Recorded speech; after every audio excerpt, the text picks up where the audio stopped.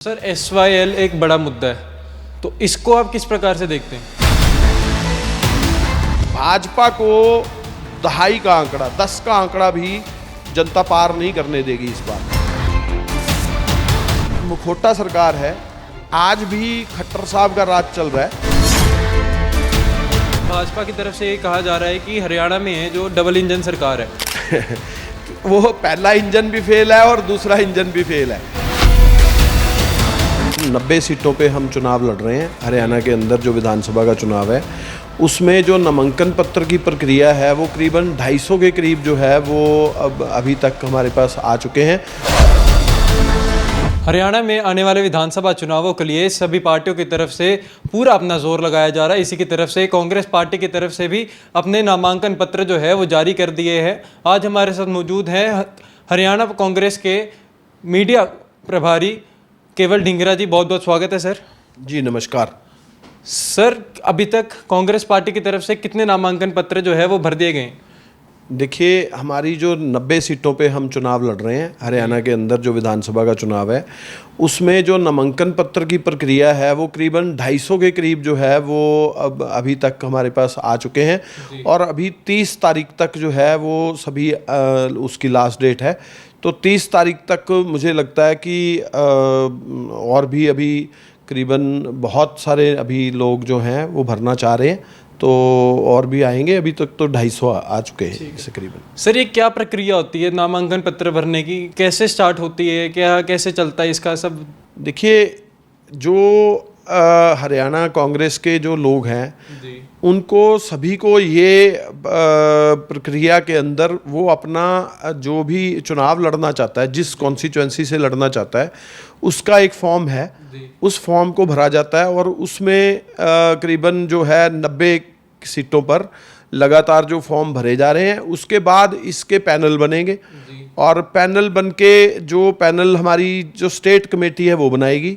उसके बाद ये पैनल बनने के बाद फिर ये CEC में जाएगा और CEC फिर इस सारे उसकी जांच करेगी। फिर टिकट का जो किसको मिलना है, क्या हिसाब रहेगा, उसका एक सेंटर जो सर्वे कराता है उसके आधार पर टिकट का जो है वो फाइनल होगा।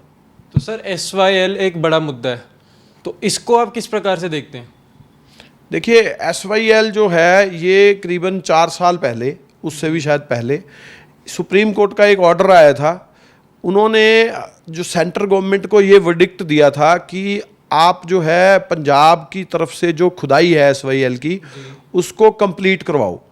तो मोदी जी को इसमें इंटरवीन करना चाहिए था, लेकिन वो सुप्रीम कोर्ट के ऑर्डर की अभी तक कोई भी कंप्लाइंस नहीं हुई। सो उसमें हम लोगों ने बहुत बार मुद्दा उठाया कि भाजपा की खट्टर सरकार भी रही यहाँ पे और सेंटर में जो मोदी की सरकार रही भी, इस आपस में इंटरवीन करके और पंजाब की खुदाई को जो है वो मोदी सरकार कंप्लीट करवाई, क्योंकि सुप्रीम कोर्ट ने सेंटर सरकार को ही इस बारे में कहा था कि वो इंटरवीन करे और खुदाई को कंप्लीट करवाए। लेकिन जो उसी समय उसके बाद खट्टर साहब ने एक मीटिंग भी फिक्स करी थी जिसमें हुड्डा साहब भी और अभय चौटाला जी भी राजनाथ सिंह को मिले थे। लेकिन उसके बाद उन्होंने ये कह दिया कि आप प्रधानमंत्री जी से मिलें। तो खट्टर साहब ने ये कहा था कि मैं मोदी जी से मीटिंग फिक्स कराऊंगा और इस मामले का हल करेंगे, लेकिन वो आज तक पूरे 10 साल हो गए, लेकिन अभी सरकार उनकी जो है, आगे हम इलेक्शन में आ गए, लेकिन अभी तक जो है उन्होंने कोई बातचीत इस बारे में नहीं की।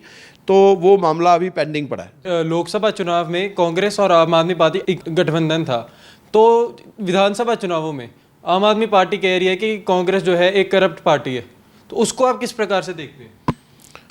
कांग्रेस करप्ट कहाँ से हुई? कांग्रेस ने तो अपने टाइम के अंदर, जब हुड्डा साहब 2005 में मुख्यमंत्री बने, टोटल हरियाणा का बजट कुल 2300 करोड़ था और इतना काम किया हुड्डा साहब ने कि उसको 68,000 करोड़ बनाने का काम जो है, बजट को इंक्रीज करने का काम किया। उसके अंदर कितने ही काम हुए, एजुकेशनल इंस्टीट्यूशन बने, मेट्रो ट्रेन लाई गई हरियाणा के अंदर और बड़ी बड़ी सड़कों का और बड़े बड़े उसका विस्तार किया गया, ब्रिजेस का, और बिजली के प्लांट लगाए गए। कम से कम 4-5 बिजली के प्लांट लगाए गए, जिससे 1400 मेगावाट जो बिजली बनती थी हरियाणा के अंदर, उसको 10,000 मेगावाट तक ले जाने का काम किया। और करीबन मेडिकल कॉलेज और यूनिवर्सिटियां कई सारी बनाई, सेंट्रल गवर्नमेंट की यूनिवर्सिटियां, सेंट्रल यूनिवर्सिटी भी बनी और एम्स भी बना हरियाणा के अंदर, और बहुत सारे काम हुड्डा साहब ने करवाए, जिससे हरियाणा का विकास जो है वो बहुत बढ़िया रहा। हरियाणा के 10 साल का और जो अभी आने वाले जो ये खट्टर साहब, हम इनसे इनके 10 साल का हिसाब मांग रहे हैं। उसमें हमने जनता से हिसाब मांगने के लिए जो बात रखी है, उसमें मैं आपको कुछ पॉइंट्स बता देता हूँ। जो बहुत बड़ी बेरोज़गारी की अब समस्या है हरियाणा के अंदर, 2 लाख पद खाली पड़े हैं। और इसी तरीके से भाजपा ने जो देश के अंदर असुरक्षित राज्य जो है इस समय क्राइम प्रदेश कहा जाता है, क्योंकि एनसीआरबी के आंकड़े बताते हैं, और वो सेंट्रल गवर्नमेंट के ही आंकड़े हैं, कि हरियाणा इस समय सबसे नंबर 1 पे असुरक्षित प्रदेश है। क्योंकि यहाँ पे क्राइम जो है लगातार फिरौतियाँ मांगी जा रही हैं और क्राइम लगातार बढ़ रहा है, और दूसरी तरफ ड्रग्स का और नशे का कारोबार भी बढ़ रहा है, जिससे हरियाणा के बच्चों का भविष्य खराब हो रहा है। तो ये भी बहुत बड़ा इश्यूज है। और इसी तरह के 10 जो इशू है बड़े बड़े, किसानों के हैं, कर्मचारियों के हैं, और जिस तरह से जॉब्स के हैं, 2 लाख पद जॉब खाली पड़ी हैं, और जिस तरह से एक इन्होंने हरियाणा कौशल रोजगार निगम बना दिया, जो कि एक डिप्लॉयमेंट है, एम्प्लॉयमेंट नहीं है, डिप्लॉयमेंट पॉलिसी बना दी, जिससे जो बच्चों का भविष्य खराब कर रही है सरकार। ये बहुत सारे मुद्दों को लेकर के हम हरियाणा के चुनाव के अंदर अब जब जाएंगे, तो मुझे लगता है कि लोग बहुत अब सजग है हरियाणा के। भाजपा को 2.5 का आंकड़ा, 10 का आंकड़ा भी जनता पार नहीं करने देगी इस बार। तो सर, सीएम साहब ने, सैनी साहब की तरफ से अब दिन भर जो है वो काम किए जा रहे हैं, दिन रात लगाकर जो है वो काम किए जा रहे हैं, तो उसको किस तरह से देख रहे हैं? सैनी साहब अब कहाँ काम कर रहे हैं? सैनी साहब तो जुमले छोड़ रहे हैं। सैनी साहब ने कौन सा ऐसा काम है जो हरियाणा के लिए किया हो? आज मुखोटा सरकार है, आज भी खट्टर साहब का राज चल रहा है। ये तो खट्टर साहब जो है, उन्हीं के अफसर, उन्हीं का सिस्टम, उन्हीं के लोग सब वही कर रहे हैं। ये तो सिर्फ जुमले छोड़ रहे हैं। जो नायब सिंह सैनी यू टर्न कर रहे हैं, वो खट्टर साहब के यू टर्न सिर्फ मीडिया में कर रहे हैं, प्रैक्टिकली नहीं हो रहा है। प्रैक्टिकली तो उनको कोई काम करके दिखाना चाहिए था, कोई कैबिनेट बुलाते, उसके अंदर कोई सिस्टम को लॉन्च करते। मुझे नहीं लगता कि ना तो डीजीपी उनकी बात सुन रहा है, ना चीफ सेक्रेटरी उनकी बात सुन रहा है, काम हो ही नहीं पा रहा है। लेकिन सर, भाजपा की तरफ से ये कहा जा रहा है कि हरियाणा में जो डबल इंजन सरकार है वो पहला इंजन भी फेल है और दूसरा इंजन भी फेल है। आप ये देखिए, हरियाणा में 60,000 करोड़ कर्जा था 2014 के अंदर जब हमारी सरकार गई थी। आज 4.5 लाख करोड़ कर्जा है। उसकी अदायगी करने के लिए अमाउंट नहीं है इनके पास, और वो किस्त जो जाती है तो डेवलपमेंट बजट नहीं है। जितनी अमाउंट है वो सारी की सारी किस्त में चली जाए, तो आप डेवलपमेंट कहाँ से करोगे? नायब सैनी के झूठे जुमले जो हैं वो हरियाणा की जनता जान रही है। एक भी काम धरती पे ना आया है, ना आ रहा है, ना आएगा, क्योंकि 10 साल हो गए, अब तो सिर्फ 60 दिन रह गए।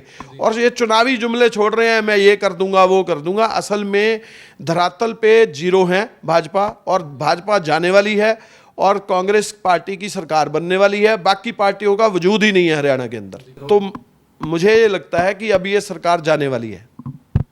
तो ये थे हमारे साथ कांग्रेस के मीडिया प्रभारी केवल ढिंगरा जी। तो इन्होंने कई मुद्दों पे हमारे साथ बातचीत की। कैमरामैन गुरविंदर के साथ सारांश मेहरा, समर न्यूज़, चंडीगढ़।